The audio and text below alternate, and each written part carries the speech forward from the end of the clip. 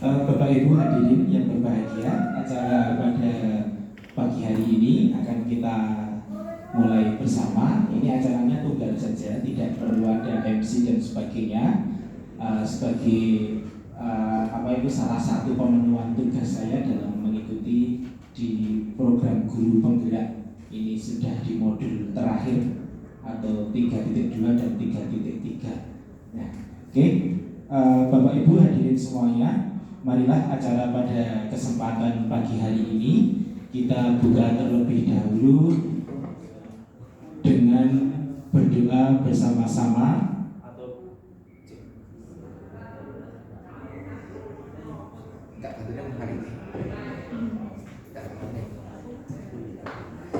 Kegiatan pada pagi hari ini kita berdoa terlebih dahulu, semoga dengan diawali berdoa kegiatan pada pagi hari ini dapat berjalan dengan lancar, tidak ada suatu halangan apapun. Berdoa dengan sikap sempurna di tempat duduk masing-masing, berdoa dalam hati masing-masing, berdoa mulai.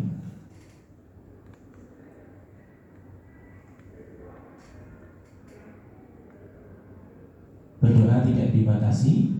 Acara kami lanjutkan. Assalamualaikum warahmatullahi wabarakatuh. Alhamdulillahirabbil alamin. Asyhadu an la ilaha illallah wa asyhadu anna Muhammadar Rasulullah. Allahumma sholli ala Muhammad wa ala ali Muhammad. Yang terhormat Ibu Buhati selaku sesepuh kami, tokoh masyarakat di wilayah Kapanewon Moyudan, dan Bapak Ibu hadirin guru dan tenaga pendidik di SMK Muhammadiyah 1 Moyudan, serta yang kami banggakan anak-anakku semua dari perwakilan siswa-siswi SMK Muhammadiyah 1 Moyudan.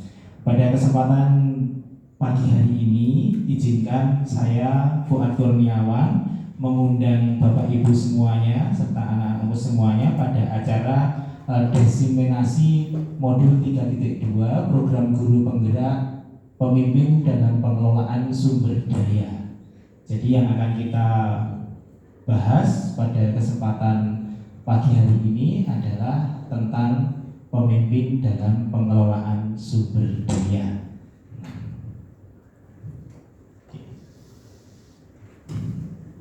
Bapak Ibu semuanya, kita awali dengan pertanyaan pematik. Akan tetapi sebelum kita ke pertanyaan pematik, mari bersama-sama kita melakukan ice breaking terlebih dahulu. Saya minta untuk hitung 1, 2 saja. Mulai dari sini, nanti kembali ke 1 lagi. 1, 2 1, 2 1, 2 1, 2 1. Oke, Bapak Ibu hadirin, tadi sudah jam 1, 2, 3, 4 Bapak Ibu sudah mengajar di kelas, dan kita merefleksikan diri terlebih dahulu agar kembali ke fokus. Mari kita game sebentar, tapi tidak dengan fisik yang terlalu berat. Ini untuk baris 1, saya minta maju ke depan di sebelah sini, di kotak sini menghadap ke barat. Yang baris 1, yang baris 2 sebelah sini menghadap ke timur. Ya. Nah, saling berhadapan, harus berpasangan. Tidak harus cowok cewek boleh berpasangan. Nah, agak dikasih jarak sedikit. Nah, agak dikasih jarak 1 kotak. Oke, saling berpasangan yang baris 1. Nah, sudah mendapat pasangan masing-masing? Sudah? Nah, ketiga. Ya, oke. Oh. Nah, itu bertiga nanti.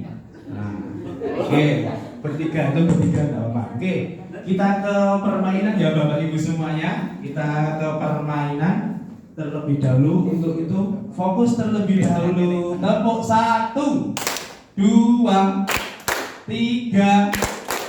Oke, mengingat kembali ke kenangan masa kecil, kita sering melakukan sweep atau batu kertas gunting ya. Nah, sekarang sweepnya kita modifikasi, boleh 1, 2, 3, 4, 5, paling banyak 5.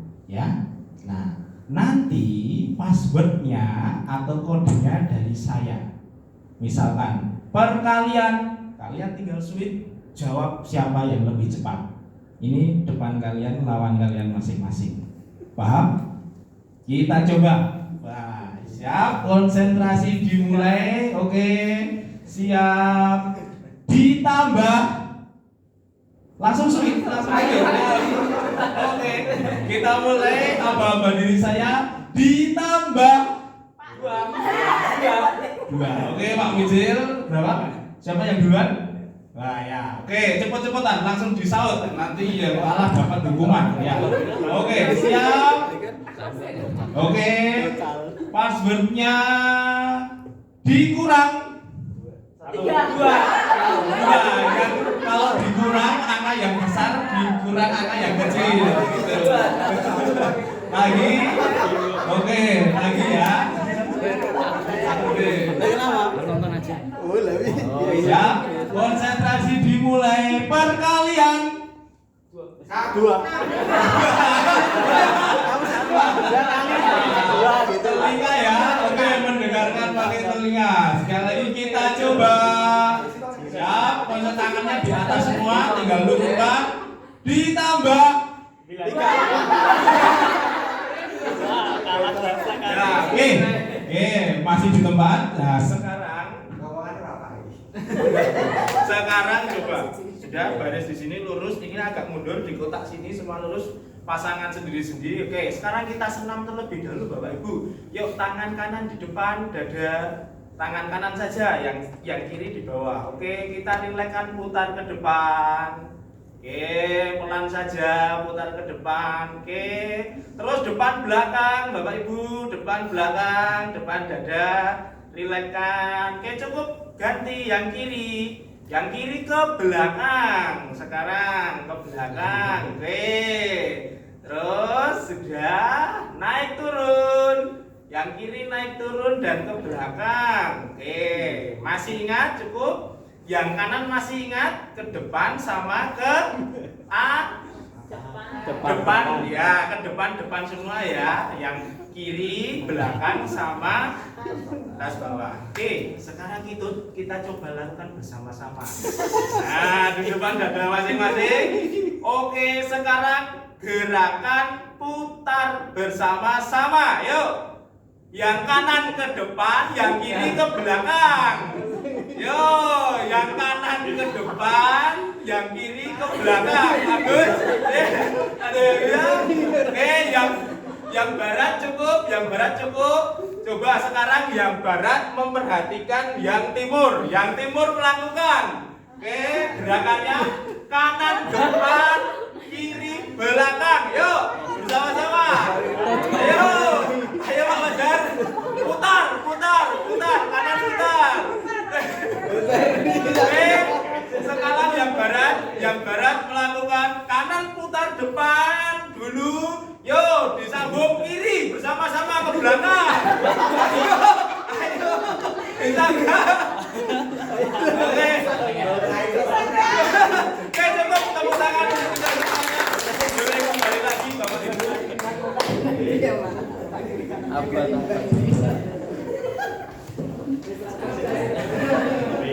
Orang itu ya gimana mainan. Oke, terima kasih. Sedikit permainan dari kami, Bapak Ibu. Kita masuk ke materi untuk pemimpin dalam pengelolaan sumber daya. Nah, Bapak Ibu, tadi di awal kita ada 3 poin kata. Yang pertama adalah pemimpin, yang kedua pengelolaan, yang ketiga sumber daya. Nah, coba di kelompok ini untuk nomor 1 pemimpin. Menurut Bapak apa pemimpin itu?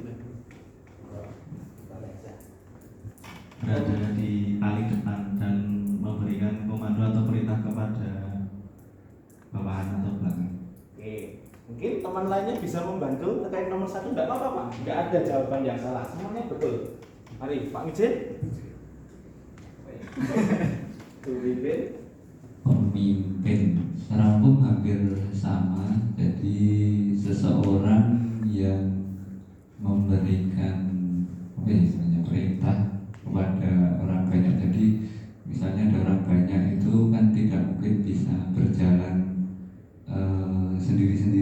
tanpa harus ada nakodanya ya, gitu tanpa ya. ada nakodanya karena Iya. nanti memimpin itu seperti itu. Iya. Mengelola mengarahkan ya Pak. Oke. Ganti ke kelompok yang sebelah sini, kejaran di nomor 2, pengelolaan. Siapa aja boleh, monggo. Monggo. Ayo, disampaikan pengelolaan. Ada apa yang ada di gambaran Bapak Ibu terkait dengan kata pengelolaan? Pengelolaan suatu sistem untuk menjalankan suatu tujuan. Oh, berarti sistem untuk mengarah ke sebuah tujuan ya. Mungkin ditambahkan dari temannya Bapak. Proses atau cara. Oh, proses cara. Siap. Mungkin berarti Miss Yeni. Pengelolaan adalah cara untuk mempraktekkan program yang telah kita rencanakan sampai pada pertanggungan. Pelaksanaan program ya Bu ya, secara teknis. Oke. Kita lanjut ke sumber daya. Monggo dari kelompok ini. Sumber Ya. daya. Baik, sumber daya di sini menurut kami hal-hal yang dimiliki ya, baik itu berupa manusia, sarana dan prasarana yang dimiliki oleh suatu lembaga atau organisasi seperti itu. Mas Ed? Terima kasih. Aplaus dulu, tepuk tangan untuk jawaban kita semuanya Bapak Ibu. Oke, sangat bagus sekali, sangat menginspirasi sekali jawaban-jawaban dari Bapak Ibu semuanya. Kita coba ke fokus, ini hanya sebuah definisi dan sebagainya. Jadi gini, kita kembali ke refleksikan diri bahwa kita Bapak Ibu semuanya berada di SMK Muhammadiyah 1 Moyudan ini adalah sebagai seorang guru maupun tenaga pendidik. Nah, di sini juga ada siswa juga. Nah, ini kita fokus pengelolaan kita sebagai seorang guru, fokus pemimpin kita sebagai seorang guru, dan sumber daya yang terkait di sekolah. Saya lanjut. Nah, pemimpin Bapak Ibu, menurut Ki Hajar Dewantara itu ada 3. Ing ngarsa tulodo, ing madya mangun karso, dan tutwuri handayani. Kita sebagai seorang guru gitu. Ing ngarsa tulodo artinya di depan memberi teladan. Pemimpin harus menjadi contoh bagi anak buahnya. Ini sudah terjawabkan oleh Pak Mijil tadi, sudah terwakilkan di sini. Salah satunya gambarannya seperti itu. Nah, yang kedua adalah ing madya mangun karso. Artinya kita sebagai seorang guru itu juga di tengah membangun kehendak atau niat. Pemimpin harus berjuang bersama anak buah, hadir di tengah-tengah anak buah kita, yaitu murid.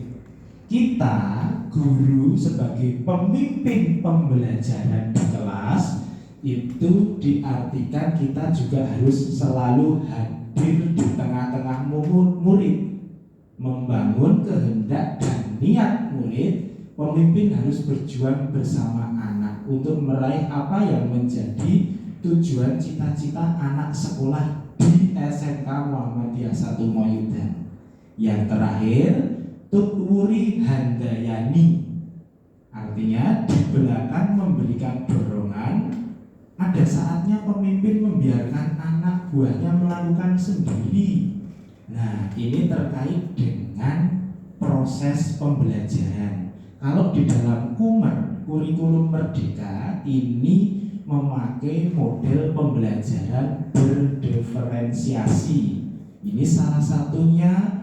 Guru hanya sebagai fasilitator. Guru tidak lagi menerangkan di depan, semuanya diterangkan, murid dikasih masukan, tapi berikan kebebasan kepada murid untuk apa yang ada di dalam dirinya dituangkan terkait dengan materi-materi pembelajaran. Nah, ini sedikit cuplikan dari definisi pemimpin. Lanjut, masuk ke dua, yaitu pengelolaan. Pengelolaan, kami mengetahui secara tepat apa yang akan dikerjakan dan kemudian melihat cara kerja yang terbaik, apa yang akan kita kerjakan, terus bagaimana kita melihat potensi pekerjaan itu dilakukan dengan cara kerja yang terbaik. Dengan kata lain, pengelolaan adalah pengendalian diri dari suatu usaha dengan menggunakan sumber-sumber daya organisir untuk mencapai tujuan organisasi yang telah ditetapkan. Jadi sudah disampaikan oleh Bu Harti dan Bu Amel. Tidak jauh beda dengan itu. Pada intinya sama. Cuma pada prosesnya, pada apa yang disampaikan Bu Harti tadi, kami menyamakan pengelolaan ini adalah sebuah manajemen. Manakala kita berbicara manajemen, maka tidak terlepas dari sebenarnya 4 poin penting saja, hanya planning, organizing, actuating, controlling. Tapi saya tambah satu lagi, yaitu budgeting atau pengelolaan keuangan. Planning, bagaimana cara kita merencanakan, bagaimana cara kita mengorganisasikan. Oh, ternyata kita di SMK ini punya potensi ini nih. Ini yang skala prioritas terlebih dahulu dan sebagainya. Organizing itu. Setelah itu, maka aktualisasi seperti yang dikatakan Bu Harti tadi. Dari apa program yang sudah direncanakan. Tak terlepas dari itu, di akhir tetap ada controlling atau evaluasi. Nah, tentunya semuanya itu akan berjalan juga tentunya mendapat dukungan dari budgeting atau keuangan. Nah, saya tidak akan membahas terlalu dalam terkait manajemen atau pengelolaan karena fokus kita adalah terkait dengan identifikasi sumber daya atau aset sekolah. Nah, ini saya menambah sedikit lagi terkait manajemen. Manajemen itu setelah ini semuanya dilaksanakan, maka ada yang disebut dengan manajemen mutu terpadu atau total quality management.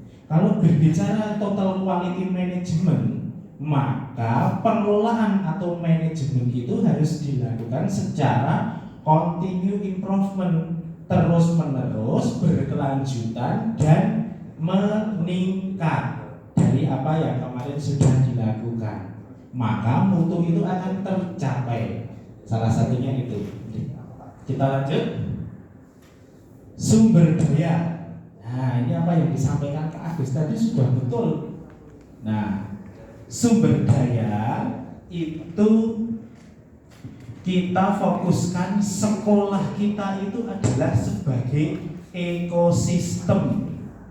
SMK Musamo ini adalah sebuah ekosistem yang terdiri dari faktor-faktor biotik dalam ekosistem dan abiotik. Kita pecah jadi dua, Pak Agus. Di sini faktor biotik dan abiotik. Yang faktor biotik ini sudah masuk ke ranah ke menuju intisari. Nah, ada murid, kepala sekolah, guru, staf tenaga kependidikan, pengawas sekolah, orang tua, masyarakat sekitar, dinas terkait, pemerintah daerah. Ini disebut dalam ekosistem sekolah adalah sumber daya biotik. Sedangkan yang abiotik ini terlihat keuangan, sarana prasarana dan lingkungan alam. Ini disebut dengan sumber daya atau faktor ekosistem abiotik. Itu tadi sudah disampaikan Pak Agus, dari manusia dan sebagainya. Nah, karena kita tadi Pak Agus menyebutkan institusi dan kita fokusnya sekarang di sekolah, maka yang teridentifikasi tidak jauh seperti ini. Nah, kita cepat saja Bapak Ibu. Nah, ini ada sekolah sebagai ekosistem. Ada penjelasan sekolah sebagai ekosistem, maka kita dengarkan bersama-sama.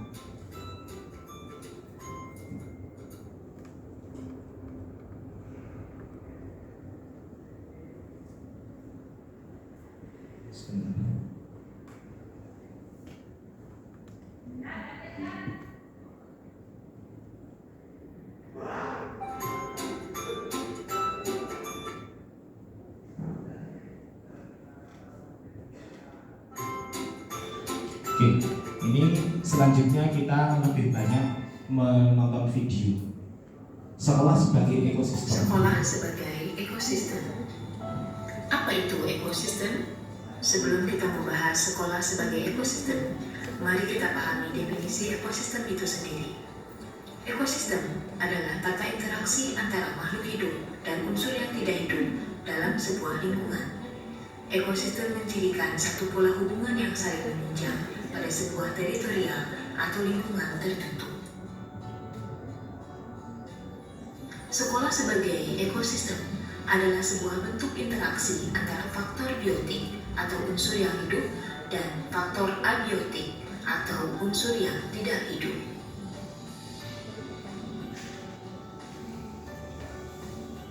Apa sajakah unsur-unsur biotik dalam ekosistem sekolah? Beberapa di antaranya adalah murid, yaitu anak yang sedang berguru atau belajar di sekolah, kepala sekolah, yaitu guru yang diberi tugas tambahan untuk memimpin suatu sekolah yang menyelenggarakan proses belajar mengajar, guru, yaitu orang yang profesinya mengajar pada jenjang pendidikan dasar dan menengah, staf atau tenaga kependidikan, yaitu anggota masyarakat yang mengabdikan diri dan diangkat untuk menunjang penyelenggaraan pendidikan, pengawas sekolah, yaitu guru PNS yang diangkat dalam jabatan pengawas dalam satuan pendidikan, orang tua murid, dan masyarakat sekitar sekolah. Adapun unsur-unsur abiotik dalam ekosistem sekolah, diantaranya adalah keuangan, yaitu semua sumber pendanaan yang dimiliki oleh sekolah yang dikelola untuk keberlangsungan penyelenggaraan pendidikan, sarana dan prasarana, yaitu alat yang digunakan baik secara langsung dan tidak langsung yang pengelolaannya ditujukan untuk mencapai tujuan pendidikan.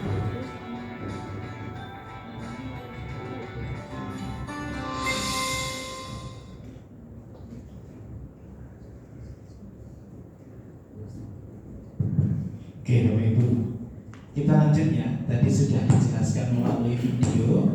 Selanjutnya kita masuk kepada inti. Nah ini Bapak Ibu, identifikasi aset atau yang dimiliki oleh sekolah. Poin pentingnya Bapak Ibu, ketika kita Bapak Ibu kita sepakat ya, semua yang ada di ruangan ini adalah sebagai seorang pemimpin, guru sebagai seorang pemimpin pembelajaran. Maka kalau terkait dengan pembelajaran, fokusnya adalah berpihak kepada murid. Apapun itu tujuannya untuk pengembangan murid, pendidikan murid dan sebagainya ketika murid sekolah di SMK Musamul. Nah, kita sebagai pemimpin itu harus, kalau di dalam program guru penggerak itu memiliki pola pikir berbasis pada kekurangan atau masalah dan berbasis pada aset. Kita pecah menjadi dua. Ini ibaratnya kita katakan negatif, yang ini positif. Kita seorang guru, seorang murid, ketika Anda mengelola dalam organisasi dan sebagainya, kita sebagai seorang pemimpin harus berbasis pada aset atau kekuatan yang dimiliki sekolah. Nah terus penjelasannya bagaimana? Ini ketika berbasis pada kekurangan, masalah dan hambatan, biasanya satu, fokus pada masalah dan isu. Nah Ini hanya fokus berpikir pada masalah dan isu. Tapi kalau kita berbisnis pada aset atau kekuatan, fokus pada aset dan kekuatan yang dimiliki. Berbalik terbalik, berkutat pada masalah utama, hanya membahas permasalahan terus. Tapi kalau kita berbasis pada aset, membayangkan masa depan, ini harus seperti apa proyeksinya dan sebagainya. Mengidentifikasi kebutuhan dan kekurangan, selalu bertanya apa kurangnya. Aduh, ini bisa kurang ini dan sebagainya. Tapi kalau berbasis pada aset atau kekuatan, berpikir tentang kesuksesan yang telah diraih. Kita sekarang pada posisi seperti ini, bersyukur, dan kekuatan untuk mencapai kesuksesan tersebut. Kita bisa seperti ini itu karena apa toh? Oh, ternyata karena perjuangan dari Bapak Ibu guru yang terlebih dahulu. Kok SMK Musamu ini gedungnya bisa megah? Oh, ternyata kalau kita lihat story-nya Pak Roni sekitar minggu yang lalu, ini prosesnya sarpras itu, mohon maaf sekali. Kalau kita melihatnya, saya mungkin saat itu belum tahu dan sebagainya. Ya seperti itu, kahanannya sangat memprihatinkan. Nah, ini berpikirnya sekarang mencapai kesuksesan itu, kekuatan untuk mencapainya itu bagaimana atau dulu. Nah, ini yang kita patut contoh. Tidak hanya berpikir kayak ini, kono kayak ini, jeblok terus ya, kono kayak ini, kono terus ya, dan sebagainya. Nah itu, tapi ya itu juga harus kita benahi dan sebagainya. Lanjut. Kalau berbasis pada kekurangan, itu fokus hanya mencari bantuan dari sponsor atau institusi lain. Nah, ini terus kalau yang berbasis kekuatan, mengorganisasikan, manajemennya muncul, pengelolaannya muncul, kompetensi sumber daya atau aset dan kekuatan sekolah yang dimiliki dikembangkan, gitu. Selanjutnya, merancang program atau proyek untuk menyelesaikan masalah. Masalah itu dirampungke nganggo proyek. Wah, kudu dibenake, kudu nyanu dan sebagainya. Kalau berbasis aset, ini merancang sebuah rencana, oke, benar merancang sebuah, tapi harus berdasarkan, tidak boleh keluar dari apa itu visi dan kekuatan sekolah. Sekolah kita itu ada misi, ada visi. Visi itu apa Bapak Ibu? Visi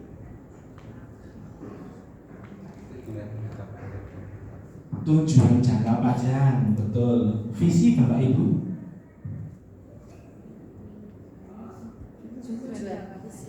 Oke, bagus visi. Visi menurut kami itu tujuan atau harapan yang ingin dicapai di masa yang akan datang. Jadi goalnya itu nanti sekolah ini seperti apa gitu. Oke, jadi kita mengulang pada modul sebelumnya, yaitu visi, betul apa yang disampaikan Bapak Ibu semuanya adalah program jangka panjang. Goalnya sekolah itu besok akan seperti apa. Itu kita merancang sebuah rencana itu tidak boleh lepas dari apa yang menjadi visi sekolah. Karena itu, mohon maaf, dalam tanda kutip hanya sia-sia.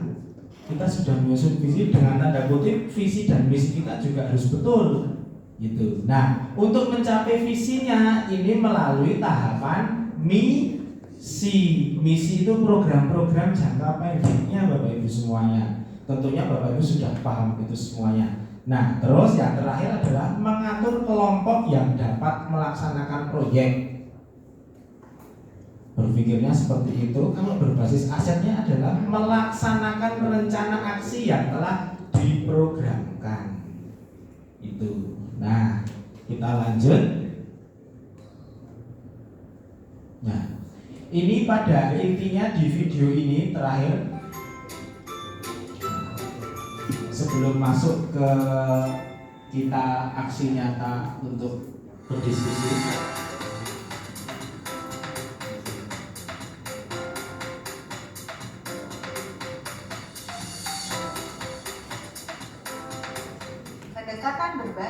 kekurangan atau deficit based thinking biasanya akan fokus pada apa yang mengganggu, apa yang kurang. Bapak Ibu, mohon maaf nanti kita maksimal berakhir di 10.30, hanya 60 menit saja.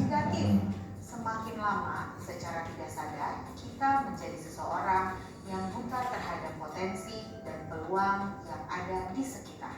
Pendekatan berbasis aset atau asset-based thinking merupakan cara praktis menemukanali hal-hal yang positif dalam kehidupan. Dengan menggunakan kekuatan sebagai tumpuan berpikir, kita diajak untuk memusatkan perhatian pada apa yang bekerja, yang menjadi inspirasi, yang menjadi kekuatan, ataupun potensi yang positif. Perbedaan antara pendekatan berbasis kekurangan dengan pendekatan berbasis aset dapat dilihat dari tabel berikut ini.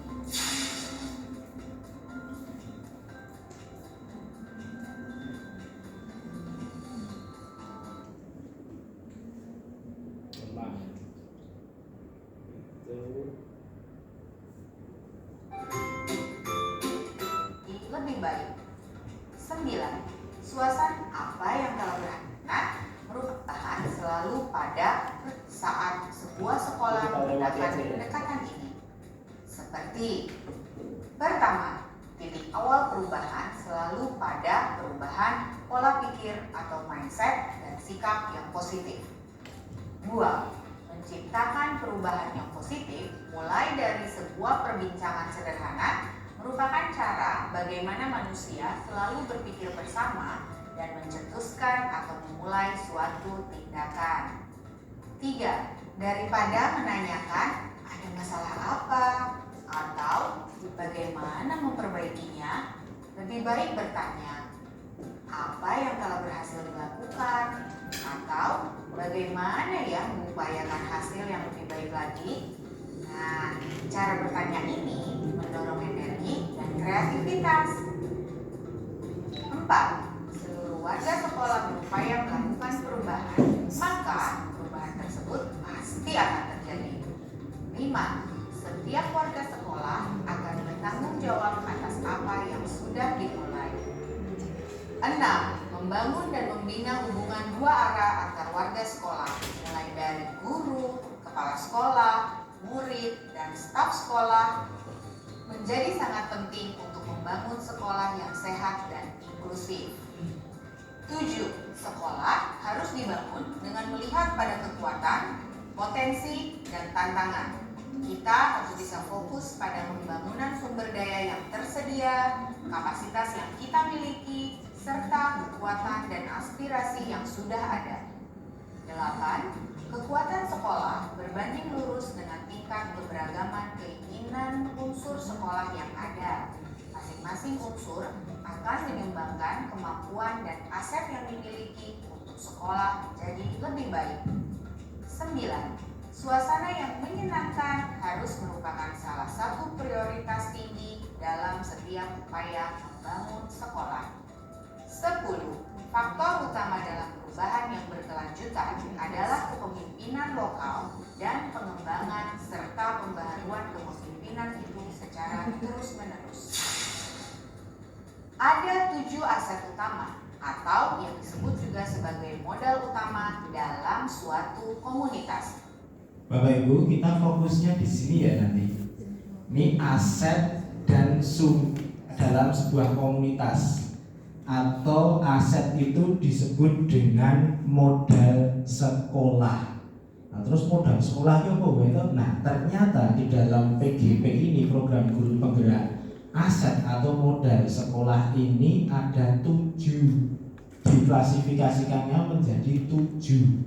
Nah, kita perhatikan bersama-sama dan nanti menjadi tugas kita bersama-sama untuk mengidentifikasi. Pertama, modal manusia. Sumber daya manusia yang berkualitas adalah investasi paling berharga dari sebuah komunitas. Kita bisa menginventaris sumber daya manusia yang dimiliki dilihat dari pengetahuan, kecerdasan, dan keterampilan yang dimiliki oleh setiap warga komunitasnya. 2. Modal sosial. mulai dari norma dan aturan yang mengikat warga masyarakat, unsur kepercayaan atau trust, dan jaringan atau networking antar unsur yang ada di dalam komunitas atau masyarakat. Contohnya asosiasi, institusi, mulai dari yang berhubungan dengan agama, profesi, politik, pemerintah yang ada di sekitar komunitas tersebut. 3. Modal fisik terdiri atas dua kelompok utama, yaitu bangunan yang bisa digunakan untuk kelas atau lokasi untuk melakukan proses pembelajaran, laboratorium, pertemuan ataupun pelatihan, infrastruktur atau sarana prasarana, mulai dari saluran pembuangan, sistem air, mesin, jalan, jalur komunikasi, sarana pendukung pembelajaran, alat transportasi, dan lain-lain. 4. Modal lingkungan atau alam. Potensi yang belum diolah dan mempunyai nilai ekonomi yang tinggi dalam upaya pelestarian alam dan juga kenyamanan hidup. Modal lingkungan terdiri dari bumi, udara yang bersih, laut, taman, danau, sungai, tumbuhan, Fokus kita hewan, adalah dan pemanfaatannya untuk tanah untuk berpihak berkebun, kepada danau murid. atau empang untuk berternak, semua hasil dari pohon seperti kayu, buah, bambu, atau material bangunan yang bisa digunakan kembali untuk menenun dan sebagainya. 5. Modal finansial. Dukungan keuangan yang dimiliki oleh sebuah komunitas yang dapat digunakan Kalau modal untuk finansial, membiayai proses status kita pembangunan adalah dan status kegiatan sekolah komunitas. swasta. Modal finansial Salah termasuk satunya bisa tabungan, sumber dari hutang, SPP dan investasi, sebagainya. Nah, pengurangan itu dari disebutkan. pendapatan pajak, hibah, gaji, serta sumber pendapatan internal dan eksternal. Modal finansial juga termasuk pengetahuan tentang bagaimana menanam dan menjual sayur di pasar, bagaimana menghasilkan uang dan membuat produk-produk yang bisa dijual, bagaimana menjalankan usaha kecil, bagaimana memperbaiki cara penjualan menjadi lebih baik, atau juga bagaimana melakukan pembukuan. 6. Modal politik. Modal politik adalah juga ukuran sebagai aset keterlibatan sosial. sekolah. Semua lapisan atau kelompok memiliki peluang atau kesempatan yang sama dalam kepemimpinan. Lembaga pemerintah atau perwakilannya yang memiliki hubungan dengan komunitas seperti komunitas sekolah, komite pelayanan kesehatan, pelayanan listrik, ataupun air. 7. Modal agama dan budaya. Identifikasi dan pemetaan modal agama dan budaya merupakan langkah yang sangat penting untuk melihat keberadaan kegiatan dan ritual kebudayaan serta keagamaan dalam suatu komunitas, termasuk kelembagaan dan tokoh-tokoh penting yang berperan langsung ataupun tidak langsung di dalamnya. Sangat penting kita mengetahui sejauh mana keberadaan ritual keagamaan dan kebudayaan yang ada di masyarakat serta pola relasi yang tercipta di antaranya yang selanjutnya bisa dimanfaatkan sebagai peluang untuk menunjang pengembangan, perencanaan, dan kegiatan bersama. Bapak dan Ibu calon guru penggerak, demikianlah penjelasan singkat tentang pengembangan komunitas berbasis aset serta 7 modal utama yang bisa dimanfaatkan dalam sebuah komunitas. Semoga tayangan ini dapat membantu Bapak dan Ibu guru dalam memahami materi tersebut. Oke, cukup Bapak Ibu sampai di slide yang terakhir. Ini. Nah, Bapak Ibu semuanya adalah Bapak Ibu yang terpilih mewakili sekolah untuk kita bersama-sama nanti memetakan identifikasi 7 aset modal utama yang dimiliki sekolah atau SMK Musamu.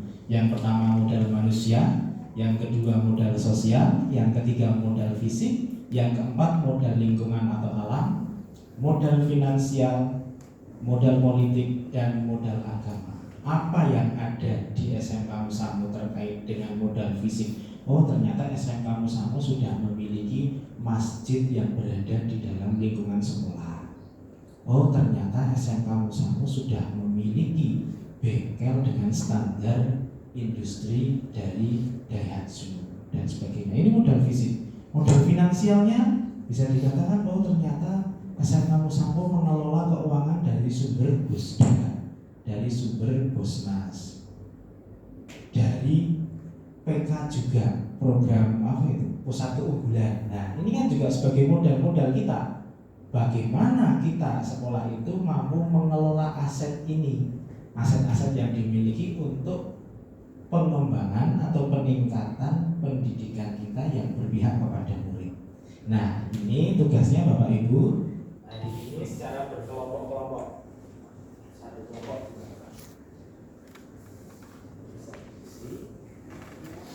Nanti hasil ini akan kita sampaikan ke Bapak Kepala Sekolah. Ya, terus nanti satu kelompok berdua dengan Pak Jenderal. Yang khusus untuk siswa ini terkait dengan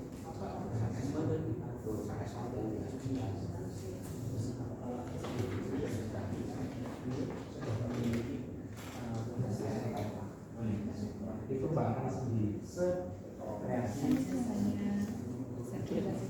Monggo Bapak Ibu, waktunya 10 menit atau 15 menit maksimal, sekitar 10.30.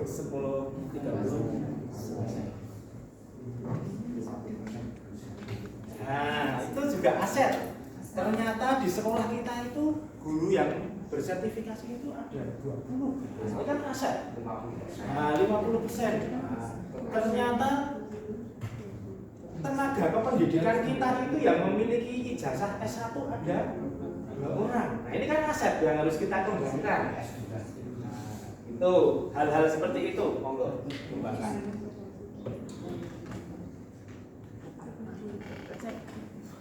Untuk gambaran boleh browsing dan sebagainya, nanti di internet.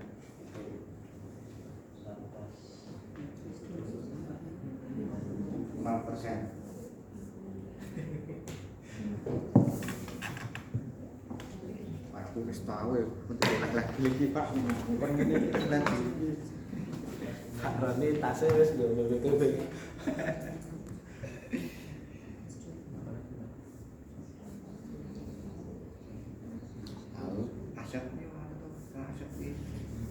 Modal sosialnya, oh ternyata di SM di daerah Moyudan itu ada sebuah ortom atau apa yang disebut dengan lembaga Aisyah atau PCM dan sebagainya. Ini kan sebuah aset yang kita manfaatkan untuk bekerja sama. Nanti sekalian diisi untuk pemanfaatannya. Cukup hanya 3 jam maksimal dari setiap dari ya guru penggeraknya masuk ya dimasukkan nggak apa-apa, maksud modal manusia. Iya, satu tetap modal itu sama nih satu apa sama gimana modal sosial itu terkait dengan lingkungan sosial di sekitar sekolah. Mungkin kita contoh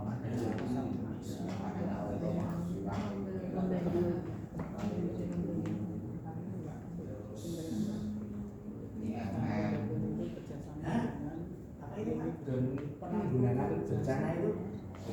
Nah ini kan kita manfaatkan untuk memberikan sosialisasi termasuk apa itu termasuk PMI ya dimasukkan enggak apa-apa. Ini kan modal yang ada di lingkungan sekolah. Ternyata kita itu secara tidak sadar sudah mempraktekkan Pak Roni.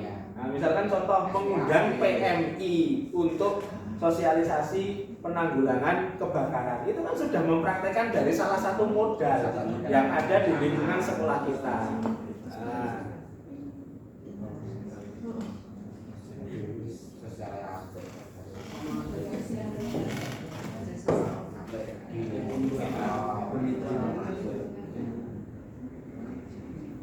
yang bisa dimanfaatkan untuk pengembangan atau peningkatan pembelajaran peserta didik atau murid. Modal fisik manusianya, modal fisik itu sarpras. Ya, sarpras itu ternyata di lingkungan kita itu dekat dengan lapangan sepak bola. Nah, ini kan bisa kita manfaatkan untuk pembelajaran olahraga. Oh, ternyata di daerah Sulaiman itu ada gunung Merapi untuk lab pembelajaran IPA dan sebagainya.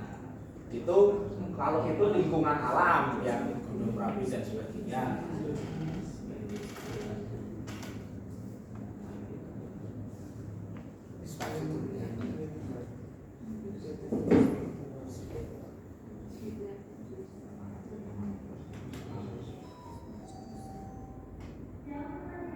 Modal politik itu yang terkait dengan institusi juga masuk dalam modal politik Bapak Ibu semuanya. Misalkan contoh puskesmas, itu kita sering bekerjasama dengan terkait dengan penyuluhan dan sebagainya.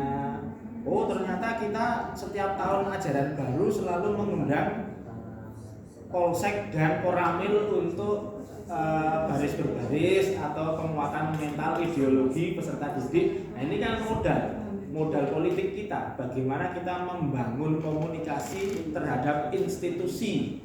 Itu dianggap sebagai modal politik. Kita itu modal politik juga sudah mempraktekkan loh ternyata Bapak Ibu. Salah satunya anggota dewan yang hadir ke sini memberikan program apa itu Pak Agus waktu itu? Memberikan program apa yang anggota dewan Pak? Bisa itu Pak. Nah, PIP itu juga modal politik loh Ibu. Nah, modal politik itu PIP kita selalu mendukung. Itu salah satunya ketika dari pihak sana meminta rekomendasi di sini juga kita open juga.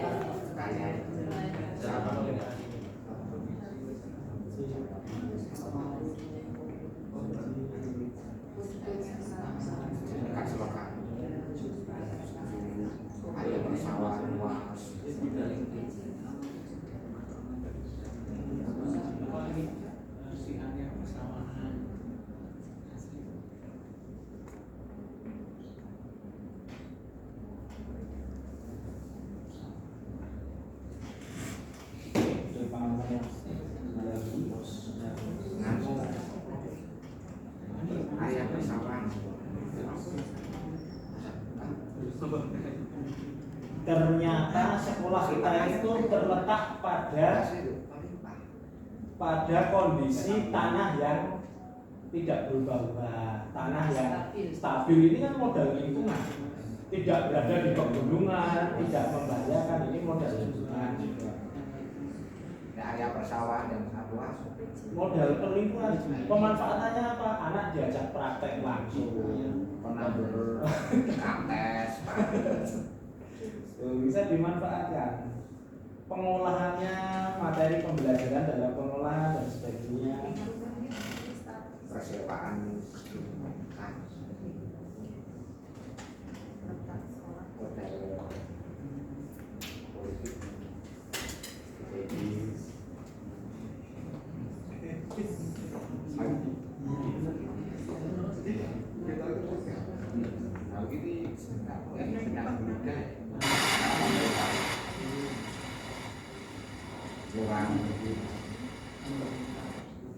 PCM politik ngurus rumah kayak PCM ya. Nah, itu kan sebuah komunikasi politik juga. Politik dibangun data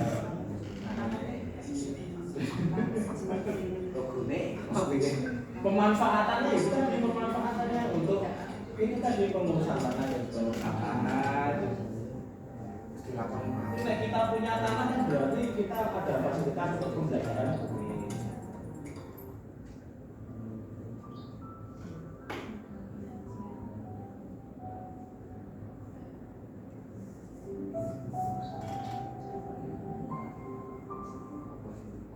Politik itu apa sih? Wah itu mengaruhkan kalau kurang pimpinan kami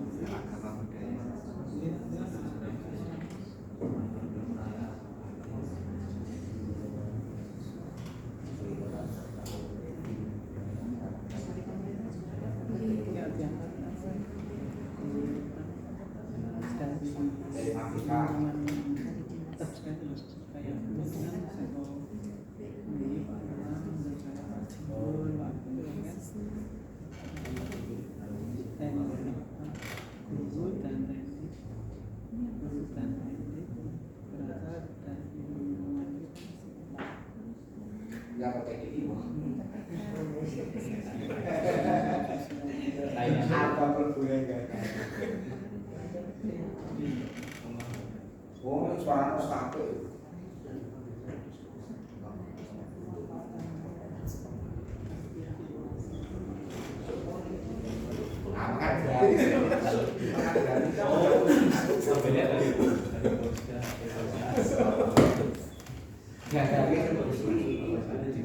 Rekrutmen tuh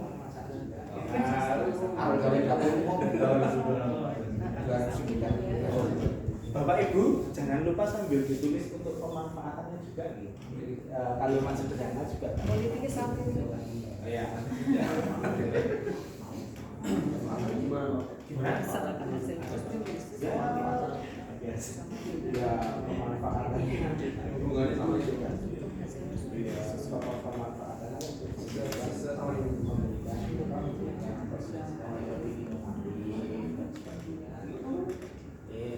dulu gurunya apa mestinya penghasilan juga lebih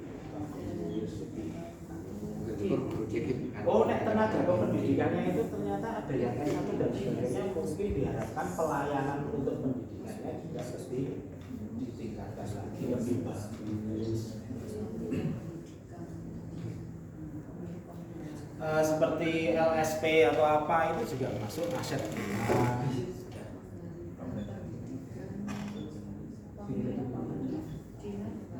Pancasila Pak. Semoga Pak.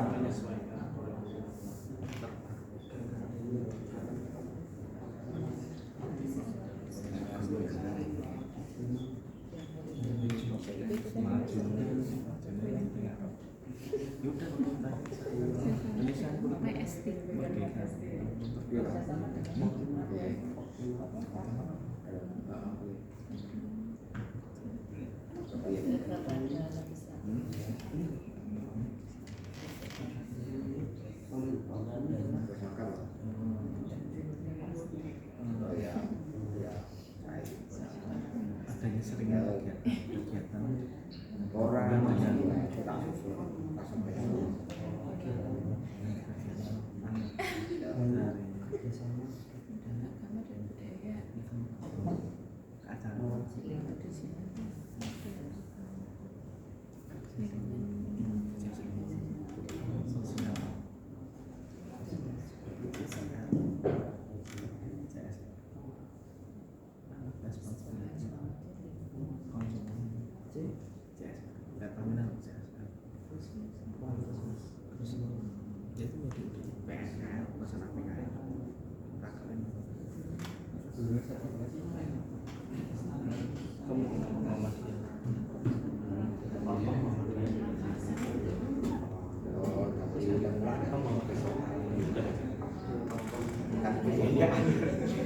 sekolah ya tetap gaji ya.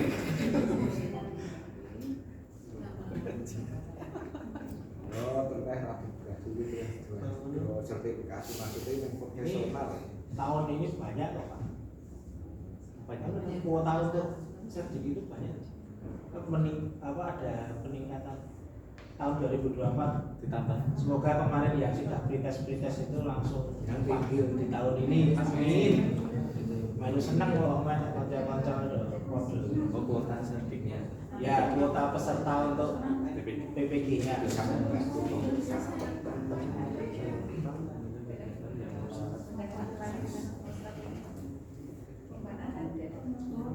Kegiatan pembelajaran yang positif.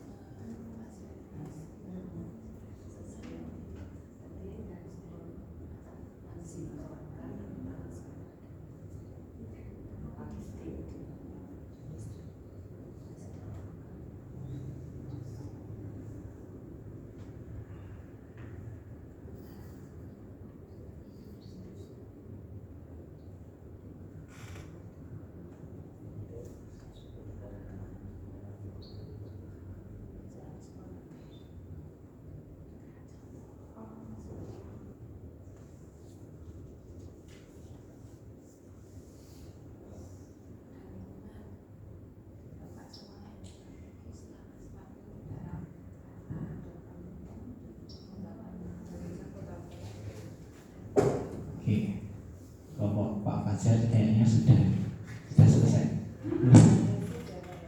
Belum. Ya, poin-poin teksnya aja yang pemanfaatan itu tidak apa-apa. Nanti.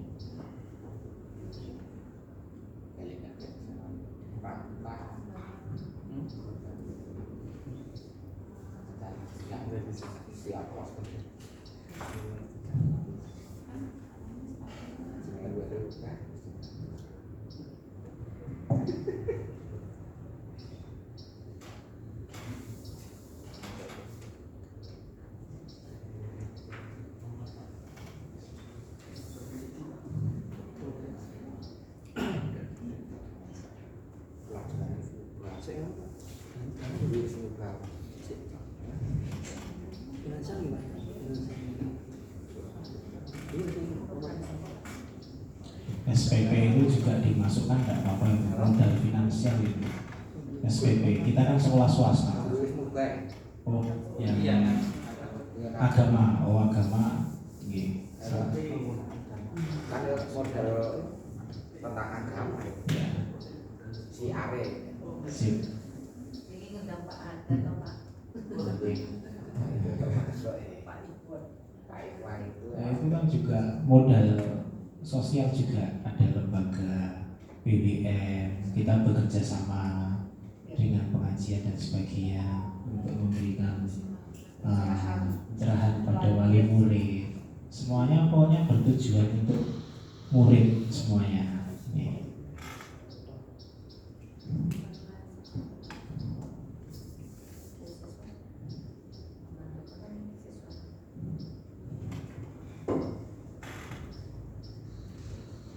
Mantap sekali, wah. Ini dipuji 100 Pak. Ya 100 semua ini. 100. Oke. 100 dari 1. Mbak siapa nih Mbak Sakina bisa dikumpulkan semuanya jadi satu Mbak. 100 per 1000 jadi Oh iya, satu sekali.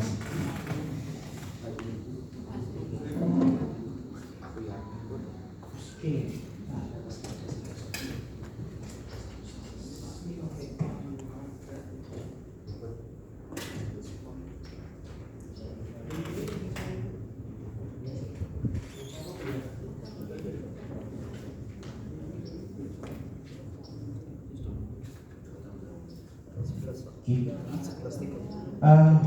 Bapak Ibu, tiba saatnya kita di penghujung acara pertemuan pada siang hari ini.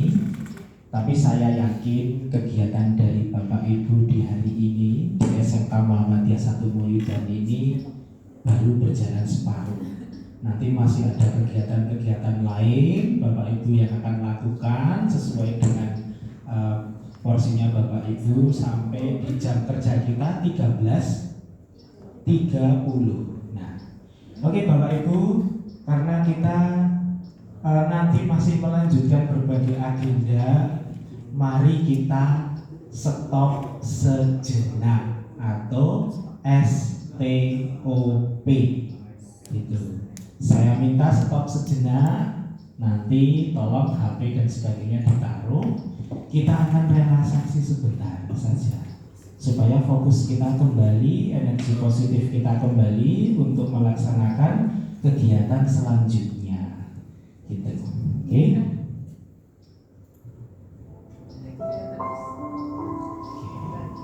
Bapak Ibu hadirin yang berbahagia, pada kesempatan siang hari ini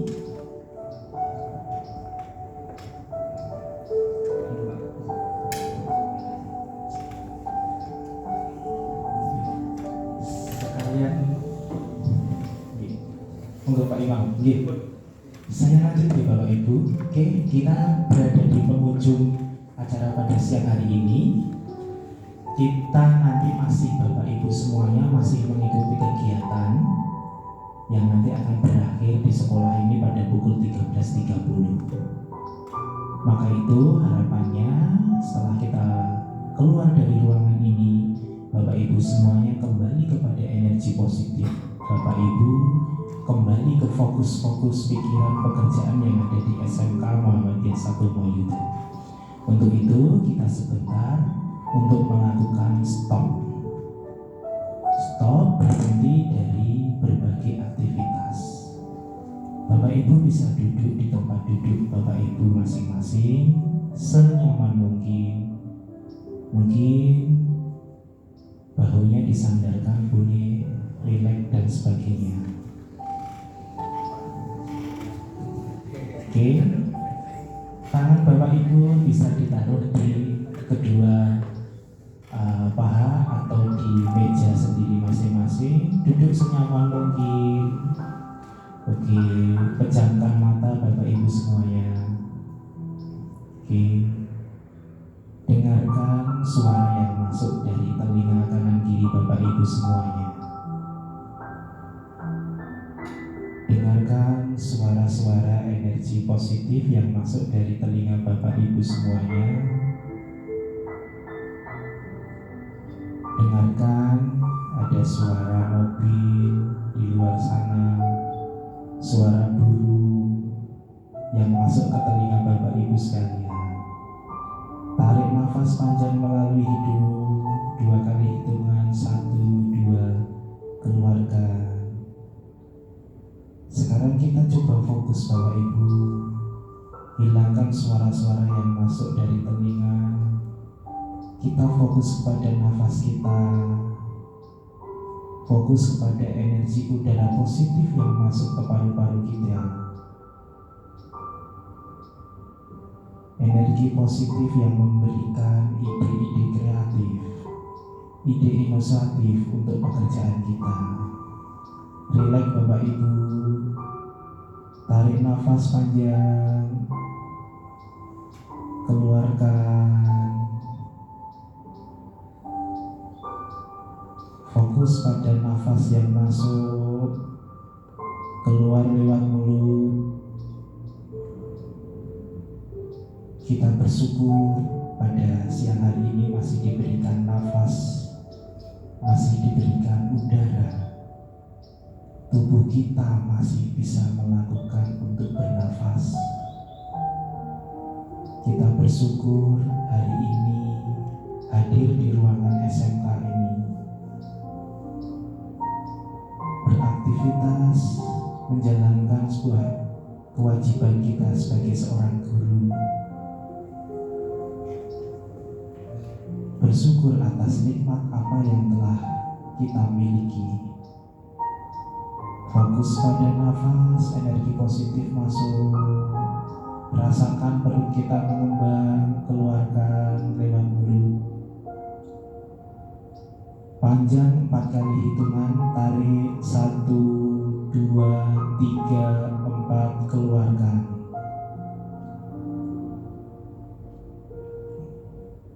Oke, cukup Bapak Ibu bisa membuka mata Bapak Ibu semuanya. Kita kembali fokus melaksanakan aktivitas kita selanjutnya di SMK Musamo, SMK kebanggaan kita semuanya. Kiranya itu Bapak Ibu yang dapat saya sampaikan pada kesempatan pagi hari ini. Salam semangat, salam bahagia untuk kita semuanya dalam menjalankan aktivitas di SMK Muhammadiyah 1 Moyudan ini. Banyak kekurangan, kesalahan dari saya mohon maaf yang sebesar-besarnya. Bila taufik wal hidayah. Assalamualaikum warahmatullahi wabarakatuh. Tepuk tangan untuk kita semuanya, Bapak Ibu. Bapak Ibu, di akhir sesi